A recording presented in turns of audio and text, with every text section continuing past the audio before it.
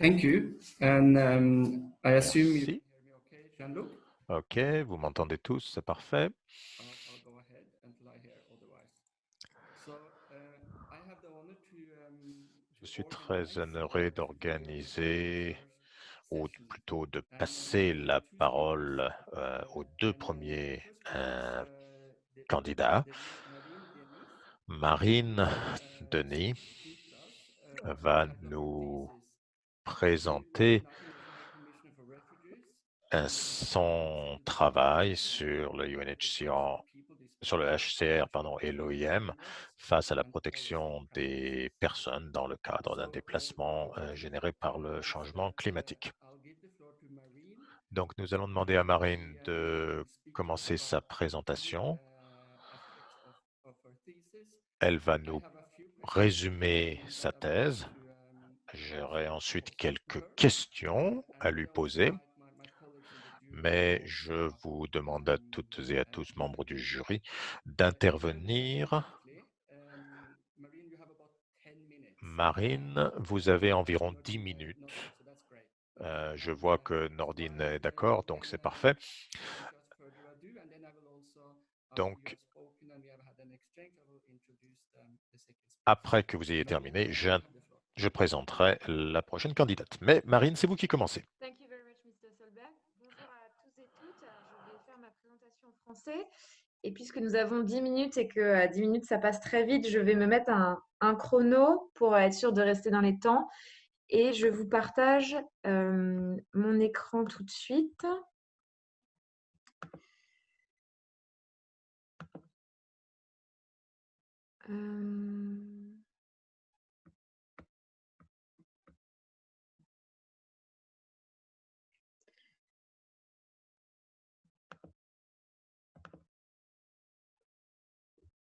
Voilà, normalement tout se passe, enfin normalement tout le monde peut visionner donc mon écran. Donc bonjour à tous et toutes, je m'appelle Marine Denis, moi je réalise une thèse en droit international public à l'université Paris 13, qui dépend du consortium de l'université Sorbonne Paris-Cité, et je réalise une thèse sur le rôle du HCR et de l'OIM, donc deux organisations internationales qui ne sont pas construites de la même manière, qui n'ont pas le même mandat, le même cadre de compétences et donc les mêmes pouvoirs au regard de la question de la protection des déplacés climatiques. Et donc, j'ai décidé de faire une thèse qui s'ancre à la fois dans une démarche politique, mais aussi dans une démarche juridique. Donc, il faut savoir que les limites du droit des organisations internationales et les contraintes opérationnelles auxquelles le HCR et l'OIM sont soumises complexifient l'appropriation par le HCR et par l'OIM de la question des migrations environnementales à leurs agendas, puisque les deux organisations internationales sont à la fois mues par des logiques internes de mise à l'agenda de nouveaux sujets, et en même temps, elles sont également dans l'obligation de respecter le cadre strict de leur mandat. Donc, toutefois, on peut considérer que l'existence de ces limites prévues à la fois par le droit des organisations internationales qui les constituent, mais aussi par les compétences, enfin par les moyens financiers dont elles disposent, les poussent à chercher des marges de manœuvre et à investir des nouveaux espaces de gouvernance et de négociation à l'échelle internationale. Donc, parmi les questions que je me pose dans ma thèse, donc, il y a la possibilité de construire ou d'imaginer un nouveau devoir de protection ou une nouvelle responsabilité extensive de protéger, sachant que la responsabilité de protéger originellement appartient au droit international des États. Donc, les États ont une obligation de protéger leur population et lorsqu'ils ne sont plus en capacité de le faire, on peut considérer que c'est la communauté internationale qui prend cette responsabilité-là. Mais originellement, les organisations internationales n'ont pas cette compétence juridique-là. Donc, j'essaie de voir dans mes travaux de thèse si on ne pourrait pas voir émerger une nouvelle responsabilité. Et donc, je considère que cette nouvelle responsabilité de protéger, qui s'appuie à la fois sur la pratique coutumière, mais aussi sur l'exigence de bonne foi en droit international, pourrait se construire sur trois volets juridiques: le droit international public, le droit des organisations internationales et ce qu'on appelle le droit du régime climat, donc qui dérive de la COP et de la CNUC. Donc, les enjeux d'une recherche interdisciplinaire, il n'est pas forcément chose aisée, ce n'est pas chose aisée de s'emparer de la question de l'entrecroisement des disciplines en droit. Et donc, moi, parmi les avantages que je vois à cette démarche-là, il y a tout d'abord le fait de dépasser le cadre disciplinaire dans un but prospectif. Donc, aller chercher, en construisant dans une vision prospective, aller chercher des solutions pour répondre à cette problématique de protection. Ensuite, assumer et enrichir la complexité d'un sujet d'étude aux frontières entre le politique et le juridique. Et donc, pour ça, je m'appuie aussi sur une lecture politiste du sujet comme un outil, enfin un nouvel outil de lecture des obstacles juridiques. Et je m'explique par là. Il est facile de considérer que le droit international a des limites, que les organisations internationales sont limitées dans leur capacité, dans leurs compétences, mais cela s'explique et par leur mandat, donc quelque chose de très normatif, mais aussi par l'orientation politique de ces organisations, la façon avec laquelle elles fonctionnent en interne. Et donc, c'est pour ça que la lecture de la science politique est très importante pour voir une organisation internationale non plus comme un objet juridique, mais aussi comme un objet politique. Et donc, je me sers également des travaux de sociologie des acteurs afin de mieux comprendre comment fonctionnent les organisations internationales de l'intérieur et comprendre quels sont potentiellement les enjeux de rivalité, de concurrence ou de coopération qui vont faire en sorte que le HCR et l'OIM vont s'occuper de la question de la migration environnementale. Et enfin, donc évidemment, un point noir, entre guillemets, à ce tableau-là, c'est que le droit international reste donc issu du droit international juridique pur, mais toutefois, il s'est aussi construit avec une dimension de coopération et de diplomatie teintée par la lecture des relations internationales. Et donc, je trouve ça d'une certaine façon plus juste aussi de s'emparer d'une lecture du droit international politisée, puisque au fondement du droit international, on trouve aussi beaucoup d'associations d'idées avec le vocabulaire de la coopération et de la diplomatie. Donc, dans un premier temps, dans la construction de ma recherche, je m'intéresse d'abord donc à l'enjeu de l'appropriation par le HCR et l'OIM de la question des mobilités environnementales, sachant que cette question des mobilités environnementales, elle vient se heurter à la rigidité au cadre de construction du droit des organisations internationales et elle vient également se heurter à la question des contraintes opérationnelles. Donc, je considère qu'il y a un ralentissement, en tout cas un frein à cette appropriation de cette nouvelle question juridique au regard du cadre normatif initial de construction des organisations internationales, mais aussi au regard des capacités opérationnelles, matérielles et financières. Donc, le droit des organisations internationale est inadapté pour assurer la protection juridique des déplacés environnementaux. Pourquoi? Il y a en grande partie, puisque c'est ce qu'expliquait Nordine en début de séance, lorsqu'on regarde le mandat des organisations internationales, on s'aperçoit très vite que la question de la persécution liée à des facteurs environnementaux ou climatiques est absente des mandats, respectivement du HCR et de l'OIM, mais que toutefois, on est en capacité d'observer un droit des organisations internationales qui est évolutif. Et donc, on observe, de par la pratique des organisations internationales, notamment du HCR et de l'OIM, que celles-ci se sont renouvelées au cours de leur existence. Le HCR n'avait pas les mêmes capacités de protection en 1951 qu'en 1967, puis dans les années 90.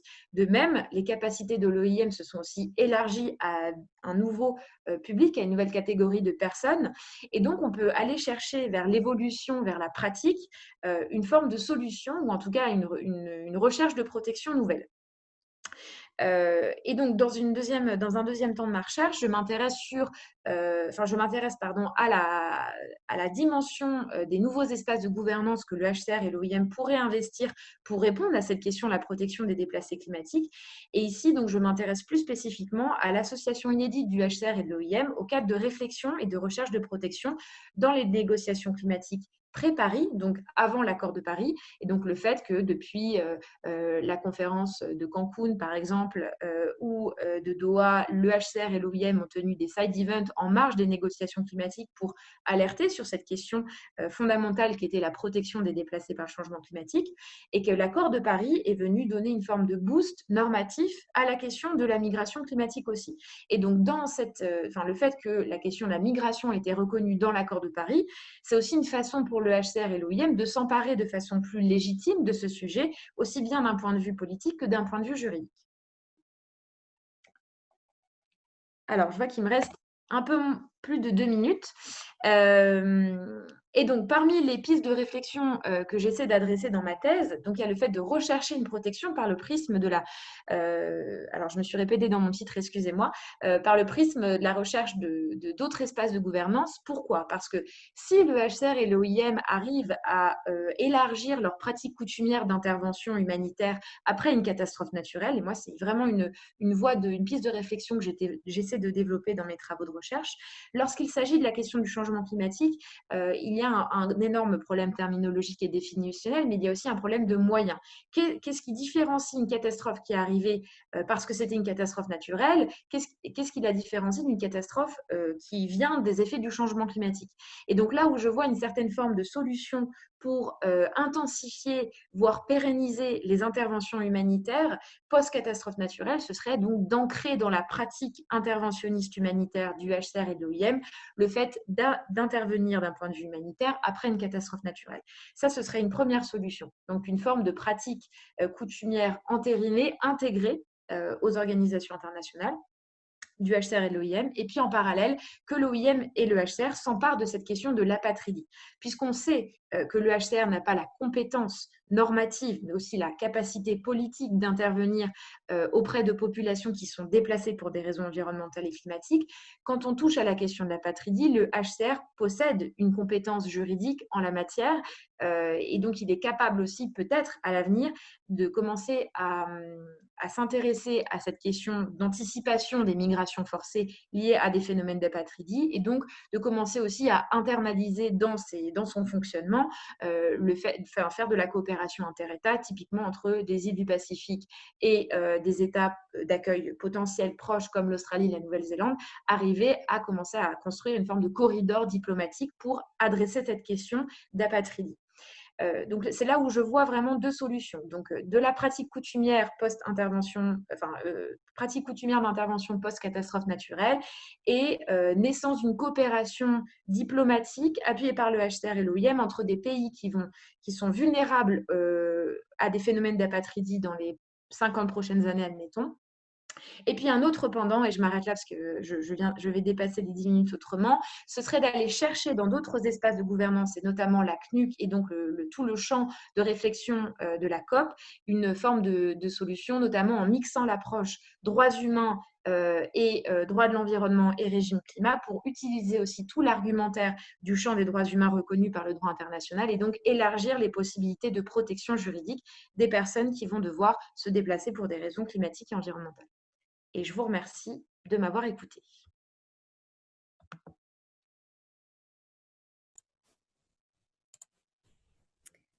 Alors effectivement, le temps a été respecté à la minute près. Merci Marine. Alors c'est la première session, donc c'est le premier pitch, donc c'est l'occasion peut-être de rappeler juste rapidement le format. C'est maintenant donc une ouverture aux questions du jury et notamment de Atoll. Atoll, if you want to, start. Atoll, si vous voulez commencer, en fait, et les autres membres du jury pourront embrayer.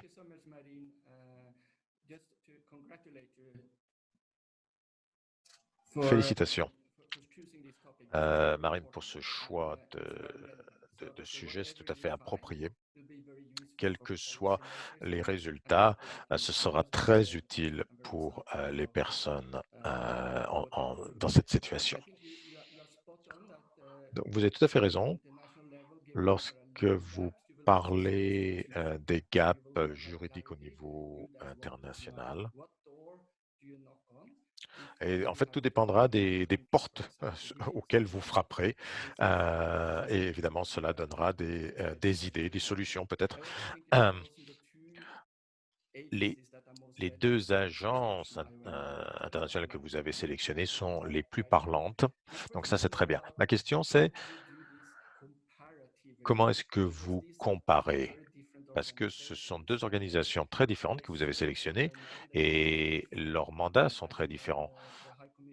Donc, l'UNHCR, c'est une agence avec une assemblée générale et il y a une évolution de leur approche. Donc, l'OIM n'a pas forcément le même mandat avec la même façon de fonctionner. Donc, ce sont deux organisations qui sont très différentes, pardon. Et donc, je pense qu'il est difficile de les comparer. Donc, ça, c'est ma première question, c'est comment est-ce que vous les comparez? Et puis, c'est une méthode empirique. comment est-ce que vous pouvez interpréter vos résultats lorsque vous comparez ces deux agences, effectivement?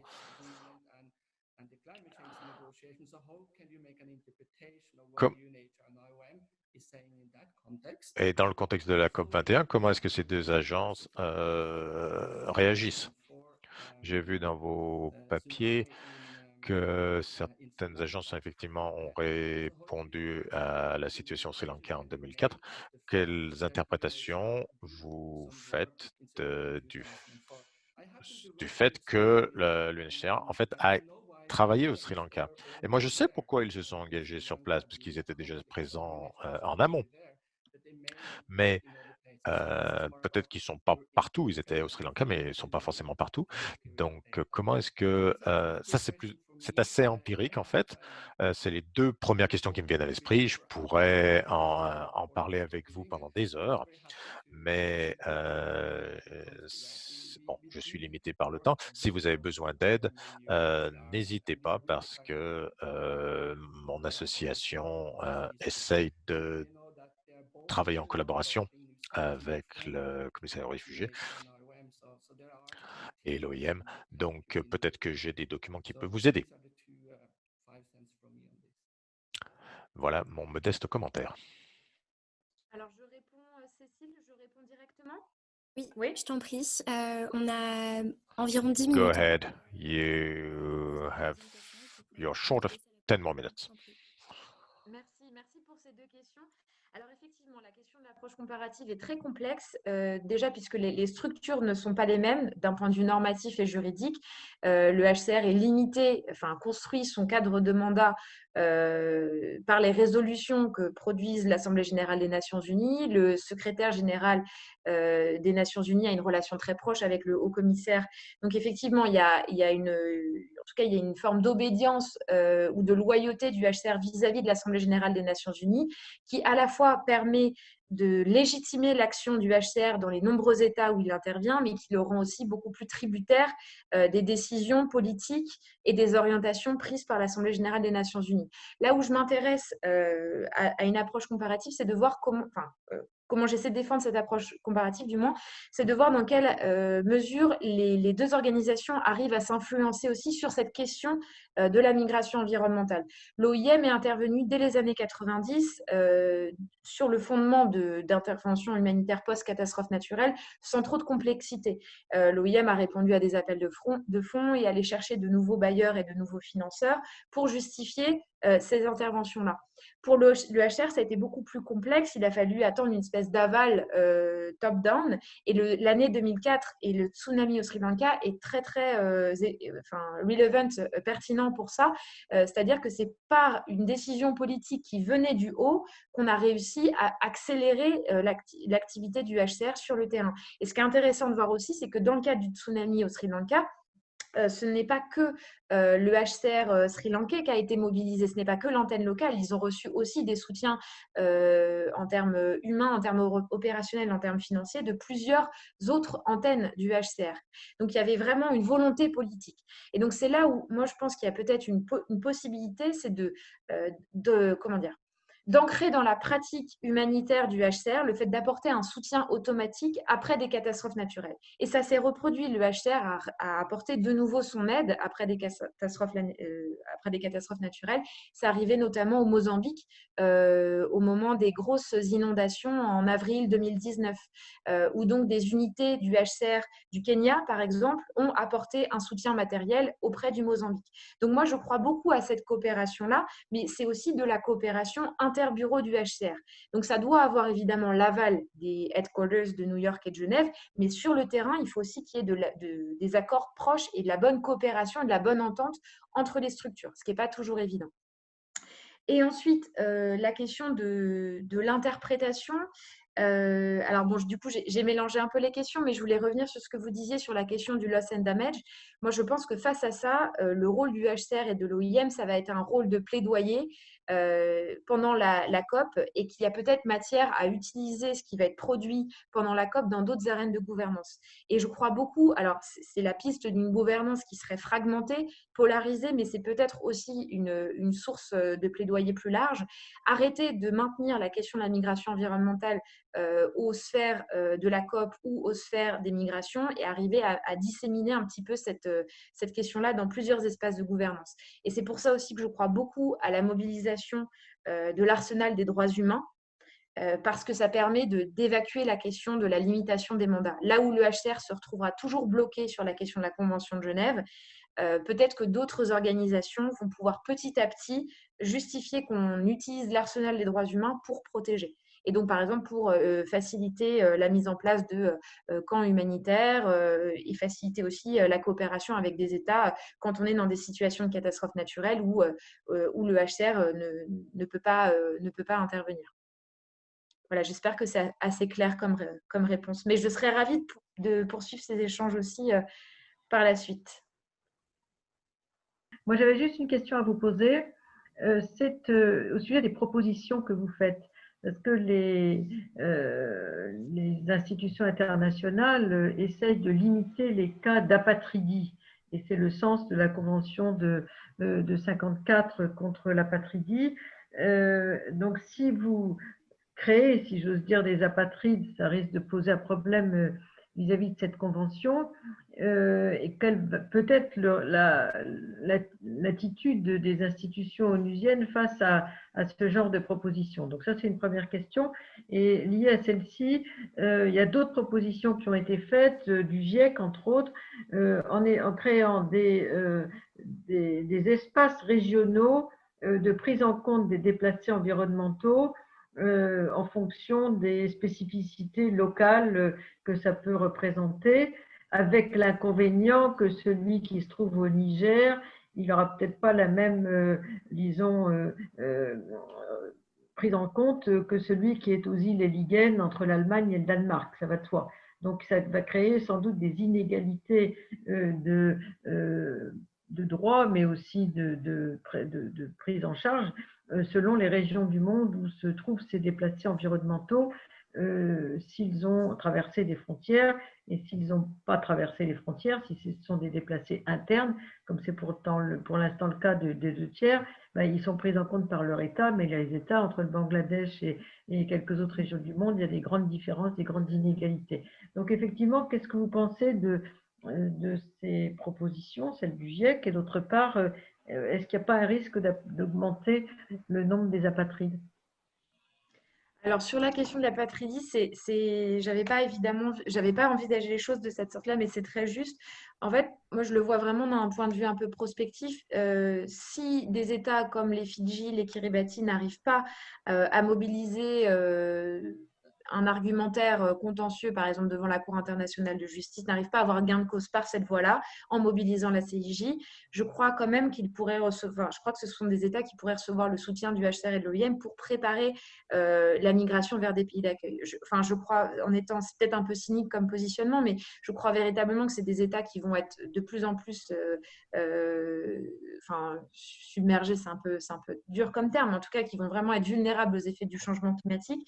Et je crois que le HCR et l'OIM pourraient les appuyer en faveur notamment de la mise en place d'un visa humanitaire, par exemple avec la Nouvelle-Zélande ou l'Australie, justement pour prévenir les risques d'apatridie. Et c'est là où, à mon avis, le rôle de plaidoyer, de conseil du HCR et l'OIM pourrait s'exercer.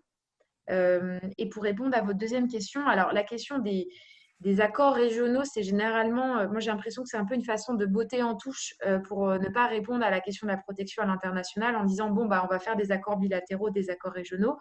Alors oui, ça peut être une solution pour certains espaces. Je ne doute pas que si, pour les îles Aliguen, par exemple, dont vous parlez, la communauté européenne sera largement ouverte à un déplacement de population des îles Aliguen vers d'autres territoires. Je pense que pour d'autres pays, on voit avec la non-application de la Convention de Kampala en Afrique de l'Ouest, c'est assez révélateur. C'est-à-dire que cette convention, elle était très ambitieuse. Elle promettait aussi des zones tampons d'accueil de personnes qui seraient déplacées après des catastrophes naturelles, des vagues de chaleur, etc. Et aujourd'hui, on est encore à un suivi très timide de la part de nombreux États. Donc, peut-être que le régional, c'est encore trop ambitieux et peut-être qu'on va continuer à être sur des accords diplomatiques transfrontaliers, comme on le voit notamment en Amérique du Sud. Je m'étais rendue à une conférence au Pérou l'année dernière et le HCR du Pérou concluait régulièrement des accords avec la Colombie ou avec le Venezuela pour accueillir temporairement des personnes après des catastrophes naturelles. Et ça, enfin, ça passait aussi derrière l'argument de la migration économique, évidemment. C'est-à-dire que l'accueil sur le territoire péruvien était aussi facilité parce qu'il y avait des besoins de main-d'œuvre à tel endroit ou tel endroit du pays. Donc, c'est ça qui est complexe, en fait. Si on va vers la logique des accords diplomatiques bilatéraux, ça peut offrir une protection supplémentaire à des personnes qui fuient. Mais je pense que régulièrement, les États vont utiliser l'argument de l'urgence, enfin, du besoin économique, en tout cas, sans forcément creuser la question environnementale et climatique derrière. Donc, c'est semi-satisfaisant, à mon sens. D'accord, merci. Nordine, je te laisse du coup reprendre la main. Merci Cécile. De mon côté, moi j'aurais 2 ou 3 remarques ou commentaires qui m'ont interpellé sur votre intervention que j'ai trouvée très intéressante, dense, mais très intéressante. Le premier commentaire que j'ai, et c'est une interrogation, parce que vous avez mentionné le mécanisme de la responsabilité de protéger, donc la résolution 1674 de 2006 du Conseil de sécurité des Nations Unies, et sauf erreur, enfin, je n'ai pas le souvenir en tout cas d'avoir lu dans cette résolution-là des motifs de la responsabilité de protéger sur des motifs climatiques ou environnement. On est quand même beaucoup plus sur la question des conflits. Après, je ne la connais pas par cœur, hein, mais il me semble que c'était plutôt ça. Et surtout, cette responsabilité de protéger, elle est consécutive à l'échec de la communauté internationale et des organisations à véritablement ancrer dans le droit la question du droit d'ingérence qui, lui, pour le coup, était plutôt sur des questions en lien avec les conflits, etc., et pas trop sur des catastrophes naturelles. Donc, je m'interroge un peu sur le lien, comment vous faites voilà, le lien. Je le comprends évidemment, le lien, mais quelle est la base juridique qui vous permet de tirer, en fait, vous voyez, votre interprétation de la responsabilité de protéger possiblement vers des enjeux climatiques et environnementaux. Ça, c'est mon premier point. Le deuxième point, je trouvais très intéressant la question aussi du positionnement, je ne dirais pas du glissement du mandat, mais en tout cas du fait que le HCR et l'IOM soient beaucoup plus centrés sur des questions environnement et environnement et climat. Je pense ça serait intéressant, c'est une suggestion, mais ça serait intéressant, je pense, de voir aussi, et je rejoins ce que disait Atle tout à l'heure sur le fait que si le HCR ou l'IOM ont répondu sur certaines crises, par exemple au tsunami, c'est qu'ils étaient déjà présents. Effectivement, c'est une volonté politique, mais c'est aussi une partie de pragmatisme, d'opportunité, en fait. Je ne dirais pas d'opportunisme, mais d'opportunité de la part de ces organisations-là. Et je pense que ça serait intéressant que vous regardiez, même si ce n'est pas une organisation internationale, ce qu'a fait effectivement le Comité international de la Croix-Rouge, qui a eu ce que vous décrivez exactement comme positionnement sur le Pakistan en 2005, et dans le tsunami aussi, c'est pareil. Alors que le Comité international de la Croix-Rouge, son mandat resserré, on va dire, c'est celui de la protection des civils en temps de conflit et du respect du droit international humanitaire et de la conduite des hostilités par les différents parties au conflit. Donc, on a aussi un glissement, enfin, il y a aussi des choses qui se passent sur d'autres acteurs qui seraient peut-être intéressants aussi à voir. Pour comparer, peut-être, je ne sais pas, en tout cas, ça peut peut-être de donner d'autres idées ou de renforcer en fait vos hypothèses de départ. C'est aussi ça, peut-être ça serait intéressant. Troisième point, je pense, j'aime toujours contextualiser aussi les choses, les thématiques. C'est intéressant, effectivement, de voir la question des compétences, la question des compétences des organisations, mais il faut aussi, à mon sens, ça c'est plutôt ma perspective de terrain qui parle, mais aussi ne pas oublier qu'il y a une complémentarité des acteurs. Donc tout ça doit se faire aussi avec la complémentarité des autres acteurs, que ce soit les agences des Nations Unies, des institutions spécialisées ou les autres organisations. Voilà, je pense que c'est important de l'avoir aussi en tête. Je pense que c'est bien de pousser pour la prise en compte du mandat sur une qualification juridique qui est qui n'est pas précise sur la question du réfugié climatique ou du réfugié environnemental. Donc, c'est très, très bien de pousser la réflexion. Il ne faut pas oublier que sur le plan opérationnel, il y a aussi une complémentarité des acteurs qui est déjà compliquée à mettre en œuvre. Voilà, donc je pense qu'il faut aussi l'avoir dans l'analyse. Et dernier point, ça je réagis juste par rapport à ce que vous nous aviez donné en amont. ça m'intéresserait de savoir, mais ça pourra faire l'objet de, peut-être on pourra échanger plus tard, mais vous avez écrit dans votre résumé que vous aviez produit que IOM et le HCR participaient à l'élaboration de documents de soft law. Et moi, ça m'intéresse de savoir qu'est-ce que vous avez en tête, en fait. Parce que c'est une dimension qui m'a, je vous avoue, assez échappé. Mais ça m'intéressait de savoir de quoi vous parlez, outre la question d'aller chercher dans ce que vous appelez l'arsenal des droits humains, le droit international des droits de l'homme. Effectivement, mais quel est effectivement, comme producteur de normes de soft law, ça m'intéressait de savoir ce qui a été effectivement réalisé. Voilà, parce que c'est important, effectivement. Voilà, c'est juste ce que je voulais apporter comme précision ou commentaire. Merci. Alors, Marine, je te laisse peut-être rebondir en vraiment quelques minutes, 2-3 minutes grand maximum. Je sais que ce n'est pas un exercice facile. On prendra juste une question du public avant de passer du coup au deuxième pitch. Voilà. Alors, il y a beaucoup de choses, donc j'ai peur de devoir être très concise, mais je pourrais vous recontacter par mail pour échanger plus longuement sur la question de la responsabilité de protéger. Moi, je m'appuie un peu sur les travaux de la Commission du droit international, la CDI de 2009, qui ont justement travaillé sur cette question de la responsabilité de protéger des organisations internationales, enfin déjà la responsabilité des organisations internationales. Et j'essaie de voir un petit peu comment est-ce qu'on pourrait associer à la responsabilité de protéger la question de l'assistance écologique. Et donc, en fait, considérer que quand les États ne peuvent pas porter assistance à leur population après des catastrophes naturelles, la communauté internationale est mobilisée et que donc si elle est mobilisée, elle peut aussi s'appuyer sur des organisations internationales compétentes. Et donc de fait, j'inclurai en fait les organisations internationales dans l'action collaborative de la communauté internationale. En fait, c'est par ce biais-là que j'irai tirer ce fil-là en fait. Donc c'est un peu dévié et moi je vais essayer de travailler un peu sur ces questions d'assistance écologique aussi, puisque parmi ces travaux de la CDI qui ont été réalisés, la question de la humanitaire est ressortie régulièrement. Elle n'a pas été approuvée, effectivement, vous avez raison, par le Conseil de sécurité des Nations Unies, ce qui ne m'étonne pas beaucoup. Mais en tout cas, c'est régulièrement une question qui est adressée.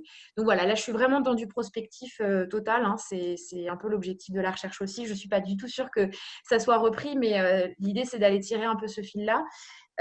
Sur ce que vous disiez sur la compétence des OI, la complémentarité des acteurs, la difficulté qu'ont les acteurs à travailler ensemble, oui, c'est une réalité. C'est-à-dire qu'au-delà, je suis d'accord avec vous et je partage votre avis, au-delà du cadre restrictif des mandats, il y a aussi des cultures de travail qui sont différentes, des fonctionnements de travail qui sont différents. Et pour le coup, j'avais réalisé un terrain au Bangladesh. Voilà, c'était très palpable. C'est-à-dire que l'OIM de Dakar était beaucoup mobilisé sur le pendant environnemental et climatique, tandis que le HCR faisait de la protection humanitaire auprès des réfugiés rohingyas. Et donc, il n'y avait pas de communication sur les deux.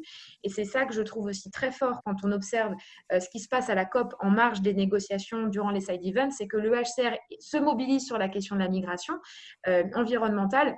Mais dans ces activités opérationnelles et humanitaires, cette question-là est complètement évacuée pour d'autres raisons qui se justifient très bien aussi, qui sont que ce n'est pas le mandat, et puis il y a des urgences humanitaires auxquelles le HCR doit répondre, et il y a aussi une formation des équipes techniques du HCR qui font que la question de la migration liée au changement climatique n'est pas intégrée. Donc tout ça s'explique plutôt bien, je trouve. Et pour vous répondre sur la dernière question très rapidement, moi, parce que j'entendais comme norme de soft law, j'aimerais voir si ce que le HCR a pu produire dans le cadre du pacte global sur les réfugiés et l'OIM pour le pacte global des migrations, ça peut s'apparenter à de la soft law. Voilà. Et ça, c'est du prospectif aussi. C'est ce que je vais essayer de rechercher dans les prochains mois. Voilà, j'espère que ça répond à vos questions. Alors, on a une dernière question de Pierre-Angela, mais qui a coupé son micro. Pour l'instant, on n'a qu'une question du public. Donc, ce que je vous propose, c'est de prendre cette dernière question de Pierre-Angela. Marine, tu es encore mise à contribution. Et puis, on passera à Camille et puis on prendra les questions du public après pour permettre à plus de personnes éventuellement de pouvoir les ajouter sur le Q&R. Alors, Pierre-Angela, tu aimerais apparemment, alors qu'on puisse, c'est pas véritablement une question, donc n'hésite pas à prendre la parole pour me compléter. Tu aimerais qu'on puisse faire un parallèle justement avec la situation des Rohingyas au Bangladesh, qui sont pris au piège entre persécution et apatridie, et majoritairement frappés par des inondations. Pardon. Donc c'est peut-être, si je comprends bien ta question, Pierangela, c'est peut-être l'accumulation des facteurs en fait qui poussent au déplacement. Aujourd'hui, c'est très compliqué finalement d'attribuer une seule et même persécution à un déplacement. Si je comprends bien ta remarque, Pierangela. Peut-être Marine, une remarque à ce sujet? Non, je suis d'accord. Je pense qu'il y a effectivement là, on est dans des facteurs, enfin, une multicausalité des facteurs. La question, c'est, bon, déjà, il faut se réjouir du fait que le HCR est en capacité de protéger ces populations-là, donc utiliser ce qui existe dans le droit existant, dans le droit international existant, et puis se poser la question aussi de comment est-ce qu'on amène les autres enjeux de persécution potentielle, enfin, les autres motifs, caractères de persécution potentielle à l'agenda des Nations Unies aussi, puisque c'est, à mon sens, en fait, je pense que ça ne sert à rien aujourd'hui d'aller faire un lobby énorme auprès du HCR seul. Il faut évidemment faire monter ce sujet-là auprès de l'Assemblée générale des Nations Unies, qui va avoir aussi une position sur l'orientation du HCR. Et à mon sens, cela n'est pas non plus incompatible avec une certaine volonté propre, puisqu'il faut savoir qu'une organisation internationale a une certaine part de volonté propre aussi, indépendamment de sa position d'obédience qu'elle doit à l'AG des Nations Unies, mais le HCR peut aussi peut-être intensifier certaines pratiques et certaines interventions et puis pousser aussi certains sujets. Mais ça ne peut pas aller que dans un sens en fait. Moi, je vois ce sujet-là comme des forces, entre guillemets, qui se complètent pour adresser ce problème-là. S'il y a un seul acteur qui fait monter le sujet, je crois que ça ne fonctionne pas. Il y a beaucoup trop d'obstacles normatifs et politiques et financiers. Merci. D'ailleurs, Nordine rebondit sur le fait que le Bangladesh n'est pas partie à la Convention de Genève qui définit le statut de réfugié, justement, la Convention de 51. Merci beaucoup, Marine. On a un petit peu dépassé le chrono, mais ça va, c'est encore raisonnable. Du coup, je passe la parole à Camille. Camille, as-tu quelque chose à partager, une présentation ou simplement... Alors, il y a les problématiques, je crois, qui vont être partagées par Driss, il me semble. Alors, il est dessus, apparemment. Ça va pas tarder à arriver. Bon, je peux commencer de toute façon. Oui, merci. Du coup, voilà, bonjour à tous. Merci beaucoup à la Cité de la Solidarité Internationale pour cette invitation. Donc, moi, je suis en deuxième année de doctorat. Originellement, j'étais avocate, enfin, je suis toujours avocate auprès des personnes donc, les plus vulnérables et notamment les étrangers dans le cadre des transferts Dublin et des demandes d'asile quasiment exclusivement. Et dans le cadre de mes travaux, de ma pratique professionnelle, je me suis rendu compte que dans le cadre de la réaction des jurés, soit dans les plaidoiries ou les décisions rendues, il y avait un certain nombre d'incohérences entre la substance du sens des droits de l'homme lorsqu'ils étaient... des incohérences de le sens donné à la substance des droits de l'homme lorsqu'ils étaient confrontés à des éléments politiquement comme étant en crise, et particulièrement lorsqu'ils venaient questionner les agendas sécuritaires et économiques.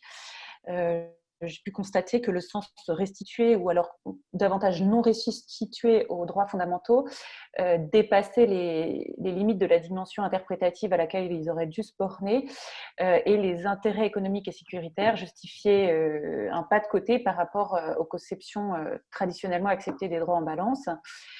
Donc, alors qu'en France, en tout cas, les droits fondamentaux sont le fondement de notre état de droit, il m'a paru pertinent d'interroger la cohérence globale et la capacité des acteurs institutionnels à les placer au sommet de la pyramide des normes et d'en faire découler les instruments de régulation juridique et politique dans le cadre de la fabrique du droit. En tant qu'avocate et en tant que défenseur des droits, nous sommes le gage de l'interprétation de ceci d'une certaine manière. Mais je sentais une incapacité structurelle devant les juridictions les défendre dans un cadre interne normatif. C'est pourquoi j'ai commencé à construire un projet de recherche pour questionner fondamentalement cette cohérence ou cette incohérence du système des droits fondamentaux au sens bourdieussien du terme, afin de solutionner, d'améliorer la pratique devant les juridictions. devant la juridiction. Donc, dans un premier temps, j'ai tâché d'identifier des agendas politiques en construction, parce que ce qui m'intéressait, c'était la question de la fabrique du droit, de la dimension des acteurs et des interactions entre acteurs, etc. Et donc, mais assez vite apparue celle de la migration, de la sécurité et du climat. Et il se trouve que ces agendas sont gouvernés d'un point de vue spatial au niveau de l'Union européenne, dont les principes et les objectifs doivent a priori s'inscrire dans le respect et la promotion des droits fondamentaux et la réalisation de l'état de droit. Gouvernance spatiale au niveau de l'Union européenne qui m'apparaissait d'autant plus pertinente que depuis un certain temps, l'Union européenne est identifiée comme étant en crise d'un point de vue de la gouvernance de ces sujets et plus fondamentalement, existentiellement en crise, notamment Habermas, etc. Donc, dans ce spectre multidimensionnel et surtout multipolitique, on a construit un travail interdisciplinaire entre la politique et la science juridique. Donc, d'un point de vue politique, à travers une sociologie des organisations au niveau de l'Union européenne, d'aller observer comment les acteurs fonctionnent dans le cadre des négociations sur ces sujets, dans le cadre de la construction de la fabrique du droit, comment est-ce que les sujets viennent à l'agenda, comment est-ce qu'ils sont transformés, quelle est l'interprétation des droits, quels acteurs mettent à l'agenda ces questions, selon quelle dimension. On sait que dans la question des migrations climatique, entre guillemets, parce que ce n'est pas un objet juridique, c'est un objet politique et encore, on sait qu'il y a plusieurs approches qui se confrontent, celle de l'adaptation, Migration as Adaptation, et celle qui inclut finalement celle des réfugiés climatiques, c'est celle de la Global Justice, et d'essayer de voir quels acteurs au sein de l'Union européenne, des institutions, des lobbies, etc., poussent davantage sur une dimension ou une autre, parce qu'on a vu que certains chercheurs, notamment Christelle Cournil,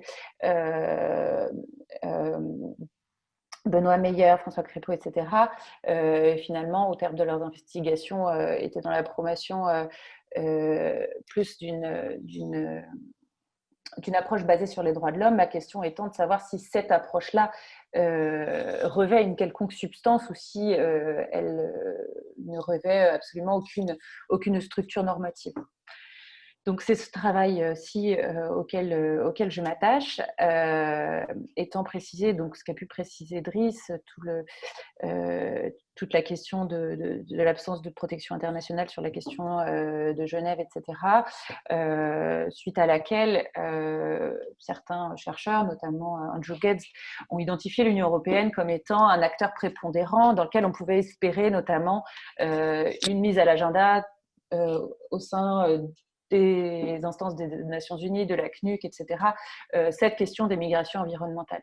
Mais on observe aussi qu'au sein de l'Union européenne, sur ces questions-là, il y a des fortes résistances avec la mainmise des agendas sécuritaires et économiques, et que finalement, alors qu'on pourrait arguer qu'il existe éventuellement une obligation de protéger, ou à tout le moins une obligation de l'Union européenne de renégocier certains aspects de sa politique migratoire qu'elle a au titre d'une politique exclusive dans la mesure où il y a un système d'asile commun, mais qui prend du coup pas en considération une nouvelle donnée de la migration qui est celle de la migration liée à des désastres écologiques, parce que finalement aujourd'hui, d'un point de vue stricto sensu, dans la mesure où on comprend les persécutions que quand elles sont unifactorielles, mais on sait très bien que dans le monde d'aujourd'hui et a fortiori dans le monde de demain, ces migrations unifactorielles n'existent pas. C'est une aberration dogmatique finalement pour catégoriser les personnes, mais que ce soit hier, aujourd'hui, ça n'a jamais existé.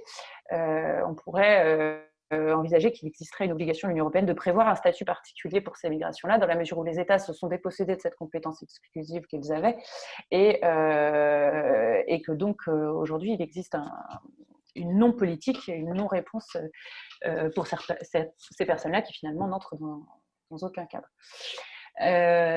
Donc voilà, moi je suis en deuxième année. Ma problématique essentielle, c'est donc de savoir comment au sein de l'Union européenne l'approche des droits humains s'agissant des personnes impactées par les dégradations climatiques se construit-elle ou ne se construit-elle pas, quels sont les obstacles, les acteurs qui sont réticents, au nom de quels intérêts, etc. Et comment est-ce qu'elle se transforme à l'épreuve des différentes impulsions et contraintes qu'elle subit. Une question subsidiaire et une question plus générale sur laquelle ce travail ouvre, c'est celle de s'interroger sur, parce qu'on voit notamment que le Conseil de l'Union européenne au sein des différentes crises politiques que l'Union européenne traverse, s'ancre comme étant l'outil de gestion de crise de l'Union européenne, ce qui est extrêmement questionnable dans la mesure où, notamment sur la question économique, la question migratoire, il existe des compétences avec des fonctionnements de codirection, de codécision, dédiés, etc. Et la mainmise du Conseil avec des procédures dérogatoires, notamment l'Union UE-Turquie ou les instruments de stabilisation, etc., sont totalement hors cadre de ces procédures. Donc, on met à distance l'état de droit tel qu'il a été construit, finalement, au titre de l'intégration européenne, au nom de la crise, mais qui n'a pas de substance juridique, ni même politique, a fortiori. Donc, on a une reprise en main de l'exécutif sur ces questions de crise, alors que, et notamment, on peut avoir les travaux d'Agamben, etc., l'État, dans le cadre d'un état de droit, un état d'urgence, un état de crise, ne se justifiait dans la mesure où il a été lui-même prévu par les textes. Or là, on a la mise en place pratique, politique, de systèmes de fonctionnement de crise qui ne sortent de rien d'un point de vue de l'intégration de l'Union européenne, et ce qui vient questionner finalement la question de savoir ce qu'elle devient, ce qu'elle est et où on va, dans la mesure où, dans l'avenir, on voit bien que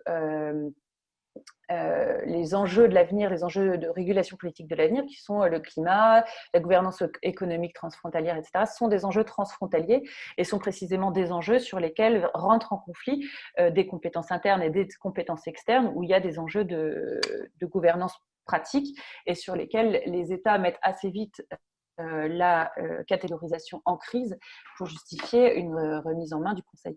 Marine parlait tout à l'heure de la plateforme, le pacte global pour la migration et le pacte global pour les réfugiés. Moi, je suis très intéressée par ces travaux-là qui, on pourrait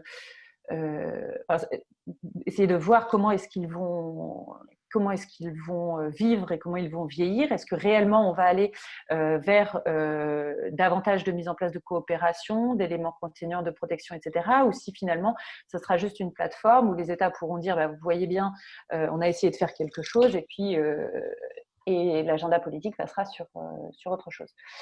Donc voilà, là je travaille particulièrement en ce moment sur la question de l'analyse du corpus et notamment des différentes de la place des droits fondamentaux tels qu'ils ont été construits depuis la construction de l'Union européenne, face notamment aux enjeux économiques.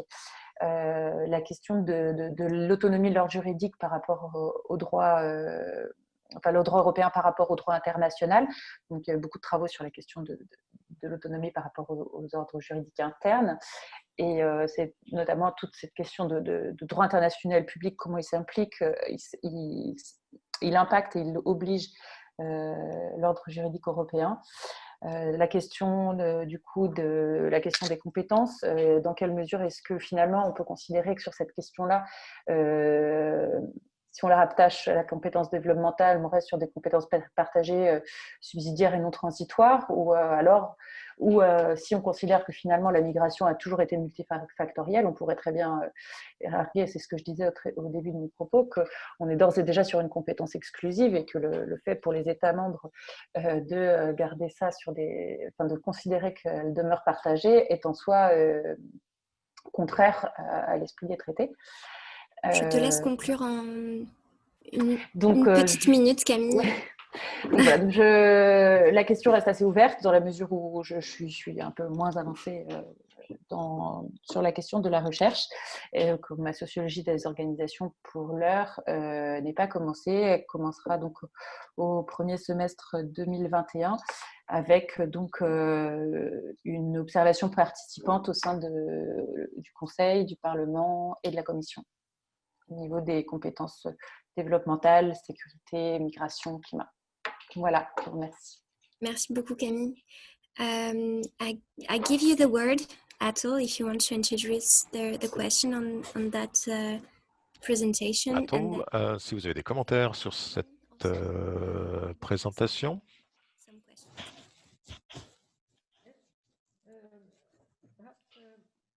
Ou Catherine? Catherine, it was Atul first. I'm sorry.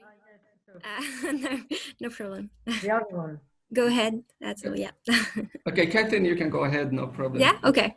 As you like. Non, mais Catherine, si vous voulez commencer, je vous en prie. Vous pouvez commencer. Oui, allez-y. Merci beaucoup. Donc, sur cette question, moi je me demande si finalement la question qu'on peut se poser, c'est pourquoi les institutions onusiennes et à l'aube de la création de l'ONU ont-elles été capables de créer toute une série de conventions internationales onusiennes sur des sujets existants comme la question des réfugiés, mais sur d'autres comme les apatrides, etc.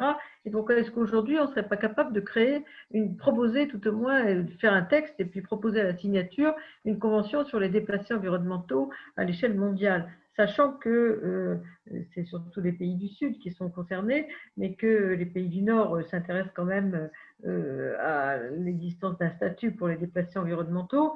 Donc, est-ce que la thématique qui est proposée ne bloque pas un petit peu la réflexion internationale pour l'ensemble d'ailleurs des thèmes qui sont présentés ici? Est-ce qu'on est dans un blocage ou est-ce qu'on peut envisager qu'on ait une autre approche des choses? Camille, je t'en prie, si tu peux commencer à répondre à ces questions. Oui. Je vous remercie beaucoup, professeur de Vernon. Effectivement, la question de ça questionne fondamentalement la question que vous posez, c'est-à-dire pourquoi est-ce que hier, politiquement, on était en mesure de construire des instruments sur des sujets très compliqués et très complexes à envisager, même d'un point de vue prospectif, et pourquoi aujourd'hui on n'y arrive pas. C'est vrai qu'il a fallu réfléchir sur le point de savoir est-ce que on faisait une circonscription du sujet ou non, dans la mesure où dans la littérature, on identifie l'Union européenne comme étant, bien sûr, il y a les acteurs du Sud naturellement, mais comme étant dans les acteurs du Nord, un acteur prépondérant, moteur sur ces questions-là, il était quand même apparu comme pertinent de s'interroger sur la réelle capacité substantielle de l'Union européenne, du coup, de porter ses intérêts à l'international, ce qui sera sans doute dans le cadre de la discussion de ma thèse, ou est-ce que finalement, dans la mesure, selon la réponse que je vais donner finalement à la sociologie des organisations que je n'ai pas pour l'instant, est-ce que finalement la substance des droits fondamentaux telle qu'elle est construite dans le processus de négociation de fabrique du droit, etc., laisse espérer moins de capacité d'action de l'Union que ce que la littérature identifie en se basant sur les discours d'éthique européenne, de normative values, etc., ce qui est juste en soi, mais est-ce que dans la pratique, ce sens juridique est restitué et peut être restitué lorsqu'il y a des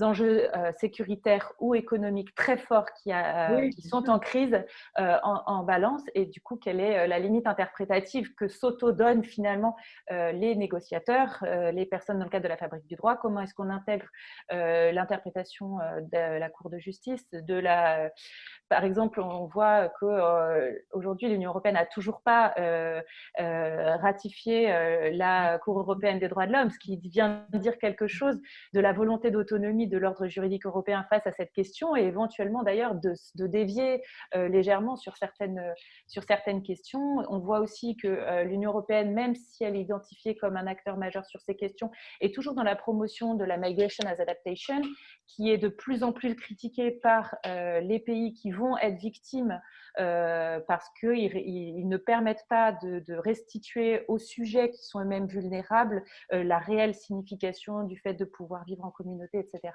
Et donc, il y a toujours finalement cette question économique qui reste en balance. Et du coup, la question de savoir dans quelle mesure est-ce que l'Union européenne est capable d'avoir un mouvement altruiste, finalement,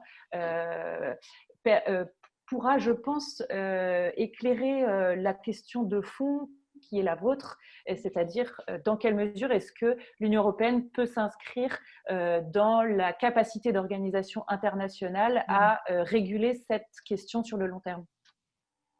Oui, je vous remercie.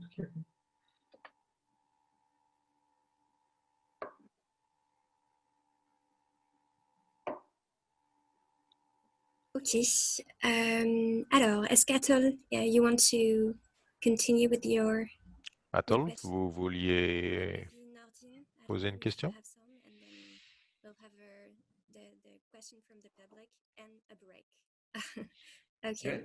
Great. So Camille, thank you so much. Camille, merci de votre présentation. I tried to read the background paper. Alors, j'ai essayé de lire les documents que vous nous avez envoyés et c'était assez théorique. C'était intéressant d'avoir votre présentation qui était fort intéressante. Commentaire, observation? Et dites-moi si je suis à côté de la plaque. Le rôle des droits de l'homme dans les accords multilatéraux et dans les problèmes migratoires liés à l'environnement sont très importants. Alors, il y a des comités qui ont pris des décisions sur le droit de la vie, sur le droit de ne pas devoir rentrer, sur le statut migratoire, sur le statut des migrants. Il y a des obligations qui doivent être respectées parce que le droit doit s'adapter à cette problématique. Et il faut tout simplement aider les gens qui sont en difficulté. Et la clé des droits de l'homme, ce sont les hommes avec un grand H. Le problème étant que la façon dont on analyse les droits de l'homme. Il y a les États qui ont des obligations et il y a des individus qui ont des droits. Et donc, il y a des défis pour l'Union européenne, c'est comment répondre à ces questions. Et un paradoxe que je vois, c'est que l'UE avance de façon incroyable, est très progressiste en ce qui concerne l'évolution du climat. Et donc, il faudrait les féliciter pour cela. Ça, c'est un agenda très politique. Mais c'était le cas jusqu'en 2015, je dirais. Et depuis 2015, on n'a pas un tel agenda en ce qui concerne les mouvements migratoires. Parce que il n'y a pas eu une majorité au sein des États européens. Donc, nous avons un document qui a été négocié au niveau international, mais l'Union européenne ne peut pas se mettre d'accord ou ne peut pas mettre d'accord tous ses membres sur ce document.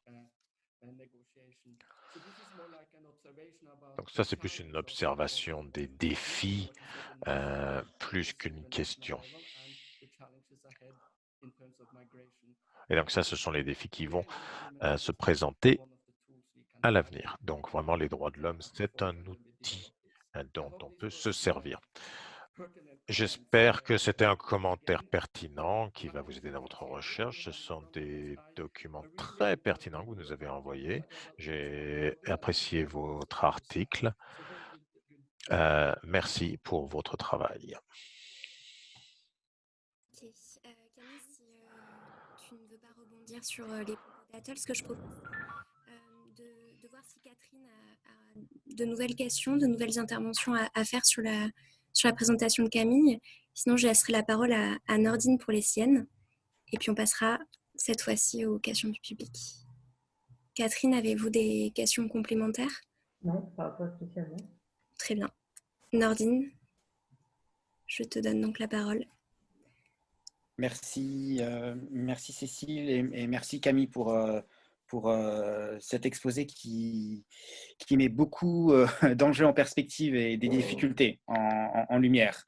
On comprend bien.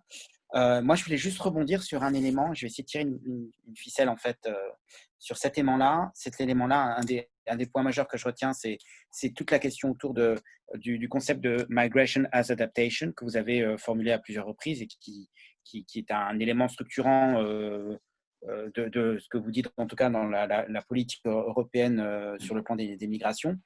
Mais en parallèle, et je fais le lien, j'essaie de faire le lien avec ce que disait juste Atle, sur une des approches aussi qui est très importante pour l'Union européenne, parce qu'elle écrit beaucoup sur ça et qu'elle forme et qu'elle fait des boîtes à outils là-dessus, c'est l'approche sur les droits fondamentaux, l'approche fondée sur les droits humains.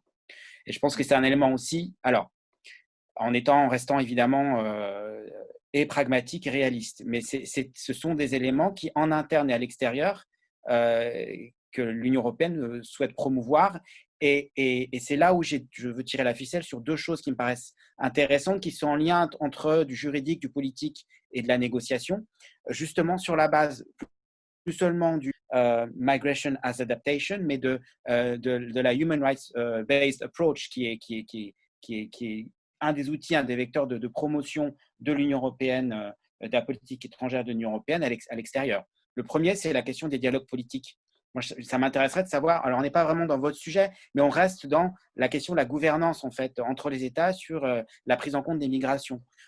Vis-à-vis des États à l'extérieur de l'Union européenne, dans quelle mesure les questions migratoires, la question de la protection des personnes qui ont dû fuir pour des questions environnementales est prise en compte dans les dialogues politiques entre l'UE et les États extérieurs. Ça, c'est un point qui m'intéresse. Alors, je ne sais pas si c'est dans le cadre de votre… mais je trouve qu'il y a peut-être un lien, peut-être quelque chose à creuser. Et le deuxième point, c'est quelque chose aussi que j'avais lu dans un de vos documents de synthèse. Vous abordiez la question de la conditionnalité en matière de droits de l'homme. Il serait intéressant de voir aussi, moi j'avais travaillé là-dessus, mais sur un autre volet, sur la question de l'inclusion des personnes handicapées et des droits des personnes handicapées dans un des systèmes de préférence douanière, le GSP+, donc un système de préférence douanière pour des États extérieurs à l'Union européenne. Notamment en Amérique centrale latine et aussi en Asie du Sud. Donc, on a dans le lot Népal, Pakistan, Bangladesh et d'autres États. Et de voir si il n'y a pas peut-être des éléments. Alors, on n'a pas grand-chose non plus en droit dur, mais s'il n'y aurait pas des éléments qu'on pourrait rattacher en lien avec la protection des personnes qui sont victimes de déplacements forcés pour des raisons environnementales ou climatiques, s'il n'y aurait pas aussi matière à négociation. Est-ce que c'est fait ou pas? À mon avis, moi, je ne pense pas que ce soit fait, mais matière à négociation en tout cas, dans justement la négociation de ces préférences douanières et du cadre, puisque pour être éligible, il faut avoir signé et ratifié un certain nombre de conventions et respecter un certain nombre de droits fondamentaux. C'est la règle en fait de ce GSP+. C'est le General System of Preferences, je crois en anglais. Donc, ça serait peut-être intéressant de regarder ça. Et juste un commentaire, je suis assez pessimiste sur l'adoption d'un document international où c'est une question qui est très clivée finalement. Encore une fois, je pense nord-sud. Dans le sens où les problèmes sont beaucoup dans les pays du Sud. Et je fais juste le parallèle entre un instrument qui a été adopté, qui est aujourd'hui en vigueur, la Convention sur les travailleurs migrants et leurs familles, qui est très, très peu signée et ratifiée par les pays occidentaux. Elle est majoritairement signée et ratifiée par les pays du Sud. Donc voilà, je pose juste ça. Je suis assez… j'aimerais bien, j'appelle aussi de mes voeux au travail de rédaction et d'adoption d'un document spécifique sur les déplacements des personnes victimes de déplacements forcés, la protection des personnes victimes de déplacements forcés du fait de l'environnement, encore une fois, du fait du climat, mais je suis assez sceptique. Voilà. Mais d'autres voies sont possibles. Et votre recherche va permettre aussi, je pense, de voir de faire un état des lieux de ce qui existe, parce que vous faites quelque part une anatomie aussi un petit peu institutionnelle, c'est ce que je retiens, de comment ça marche, comment ça fonctionne comme un corps humain en fait. Donc de voir un petit peu quels seraient les ressorts possibles, encore une fois, quelle ficelle réellement on peut tirer pour essayer d'arriver à l'objectif qui est la protection des personnes qui seraient encore une fois victimes de déplacements du fait de changements climatiques ou environnementaux. Voilà ce que je voulais dire. Merci. Merci Nordine. Camille, si tu veux rebondir sur les propos de Nordine. Alors rapidement, si c'est possible. Oui, Mais voilà. J'ai le mauvais rôle. Sur la question de la conditionnalité,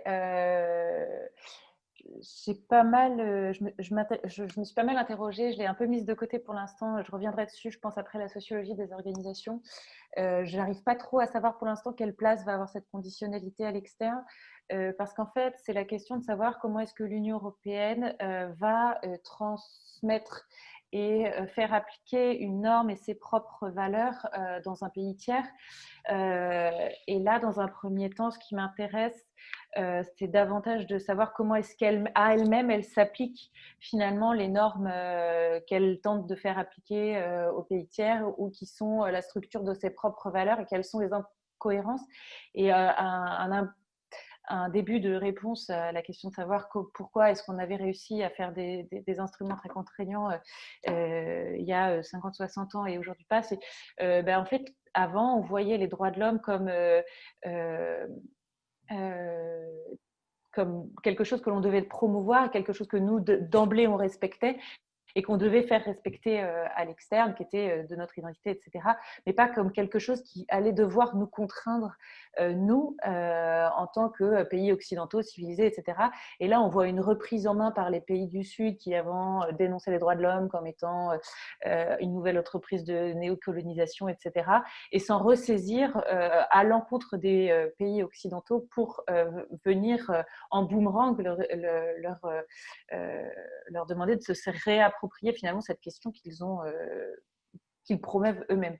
Et du coup, la conditionnalité qui est dans le sens de l'Occident, entre guillemets, vers les pays du Sud, je pense l'utiliser davantage d'un point de vue comparatif et critique dans un second temps.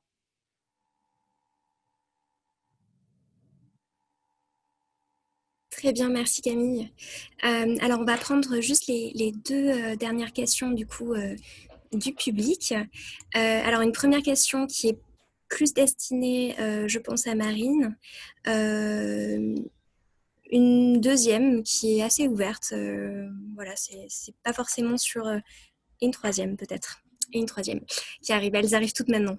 Ok. Alors, donc un doctorant également qui dit qu'il est par ailleurs coordinateur national de l'Alliance panafricaine pour la justice climatique, c'est-à-dire le PACJA, PAC-JA Côte d'Ivoire, qui voudrait du coup adresser sa question à Marine pour savoir si le statut de réfugié climatique a été maintenant reconnu lors des négociations sur le climat.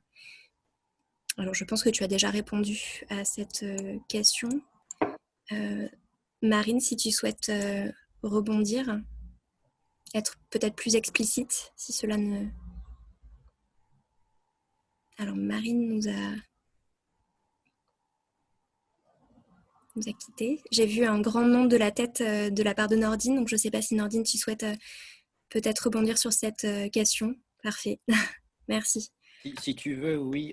Non, il n'y a toujours pas aujourd'hui, alors qu'on se parle, de statut de réfugiés climatiques ou de réfugiés environnementaux. Ça n'existe pas. C'est un abus de langage, en fait, malheureusement. Et c'est tout l'objet, en fait, de cet atelier doctoral, de réfléchir autour de cela.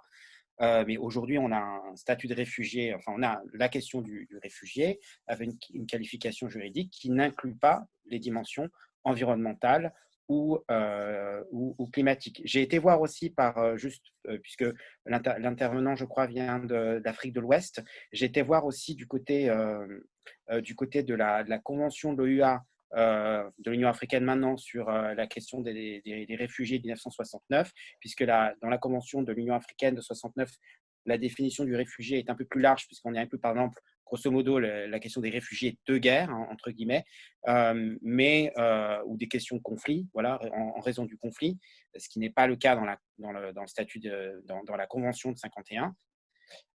C'est pas mentionné en tant que tel, mais du coup également ce que je veux dire, c'est que dans cette convention donc de l'Union africaine sur la question des réfugiés de 69, il n'y a pas non plus de mention de dimension environnementale. Voilà, donc on n'a pas aujourd'hui, que ça soit en général le continent africain, en Asie on n'a rien du tout, on n'a pas de convention déjà sur les droits fondamentaux, donc on n'a rien du côté comment dire, de l'Asie.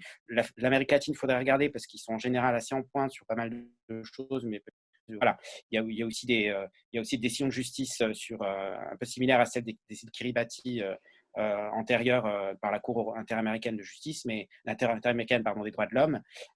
Mais non, au niveau international, il n'y a pas de statut sur le réfugié climatique. Ça n'existe pas aujourd'hui juridiquement, ça n'existe pas. Voilà.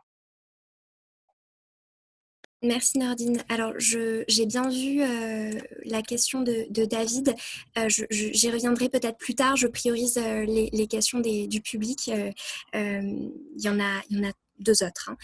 Donc, la deuxième, c'était pas du tout ciblée entre Camille et Marine, mais Marine n'a pas l'air d'être là. Avez-vous pris en considération l'impact des activités des multinationales sur les problèmes environnementaux? Alors, une question un petit peu, voilà, polémique, ou en tout cas qui mérite d'être étudiée. Je ne sais pas si ça a été pris en compte dans vos travaux de recherche, Marine et Camille. Oui, excusez-moi, j'avais eu un petit impératif logistique à gérer. Pas de problème, aucun problème. Non, parce que moi, je suis pour l'instant sur de l'interétatique pur et je travaille sur le droit international public et le droit des organisations internationales. Donc, je ne travaille pas forcément sur cette question des activités des multinationales. Par contre, c'est certain que lorsqu'on regarde un peu le régime des responsabilités communes mais différenciées, en fait, tout le champ du régime climat et cette question du PRMCD, là, oui, la question de la responsabilité des entreprises se pose.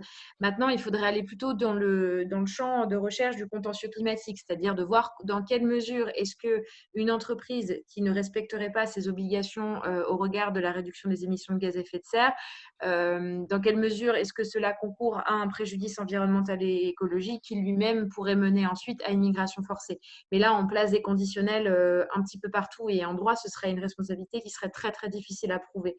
Ce qui existe pour le moment dans le champ du contentieux climatique, et vous avez un contentieux actuellement aux Philippines qui est intéressant à la matière.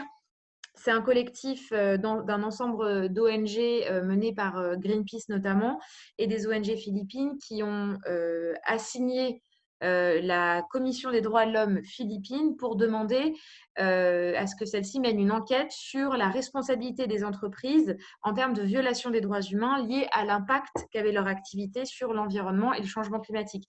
Donc en fait, on est cette fois-ci dans le lien entre mobilisation de l'arsenal des droits humains et la question de la responsabilité climatique des entreprises privées. Donc, on peut faire dérouler de ça ensuite la question de migration, mais je pense que c'est vraiment beaucoup plus loin dans la réflexion juridique. Si déjà on arrivait à avoir un tribunal, une cour nationale qui reconnaissait qu'une entreprise, parce qu'elle ne respecte pas ses obligations liées à... de vigilance climatique et ces activités concourent à une violation des droits humains, ce serait déjà une très très grande avancée. Merci Marine. Camille, est-ce que vous souhaitez compléter rapidement? Oui. Moi, de la même manière, je ne m'y intéresse pas directement dans la mesure où c'est pas le cœur de mon sujet. Après, dans la question de l'interaction entre les impératifs économiques et l'interprétation des droits humains, ça arrive en filigrane, et notamment dans quelle mesure est-ce que l'action des lobbies, des multinationales peuvent interférer avec une protection des droits, etc. Et indirectement, effectivement, comment est-ce que la Cour de justice, dans les litiges qui lui sont soumis, vient interpréter les problèmes environnementaux quand ils sont mis en balance avec des intérêts économiques. Mais ce n'est pas le cœur de mon sujet. Voilà. D'accord. Merci à toutes les deux. Une dernière question, alors elle est très intéressante, il va falloir y répondre très très rapidement malheureusement. Donc c'est une personne qui nous dit qu'il rebondit sur la remarque de Nordine qui concernait notamment son scepticisme d'un accord international sur la question des déplacés climatiques. Et la personne nous demande s'il ne serait pas peut-être plus cohérent de traiter cette protection au niveau régional, mais c'était une question qui avait été posée par Catherine, au niveau régional, puisqu'on sait justement que les déplacements des populations seront surtout des déplacements internes et dans les pays voisins, dans les pays limitrophes. Est-ce que vous voulez revenir sur cette... peut-être Camille, puisque Marine, tu avais exposé ton point de vue tout à l'heure, si Camille, éventuellement, tu veux rajouter quelque chose? Oui, effectivement, on sait majoritairement que ces déplacements sont des déplacements sud-sud, mais alors d'ores et déjà dans les arsenaux qui se mettent en place d'un point de vue on pourrait dire de soft law, en tout cas de coopération, il y a une primauté à la coopération régionale qui est promue. Après, sur la question d'un accord au niveau régional, il faudrait, c'est-à-dire dans quelle mesure est-ce que l'Union européenne pourrait s'inscrire dans la promotion d'accords régionaux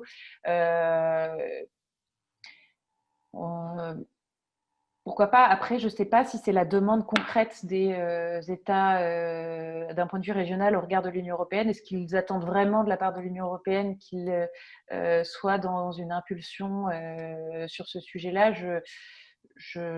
Voilà, j'ai pas jamais...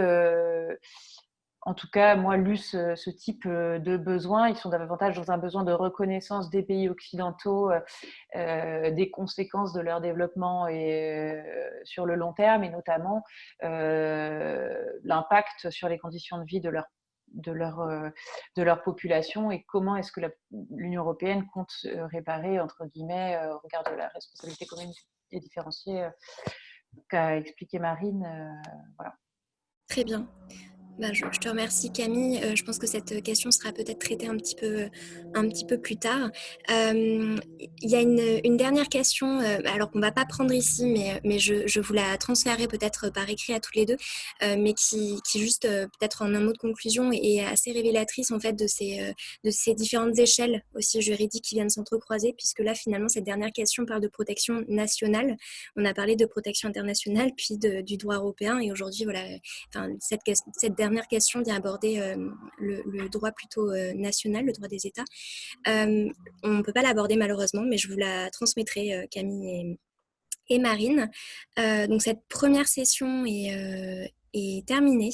Je vous remercie à toutes les deux, alors les membres du jury, mais votre travail n'est pas fini. C'est pas encore terminé. Pour celles et ceux qui souhaitent continuer la deuxième session, je m'adresse ici au participants.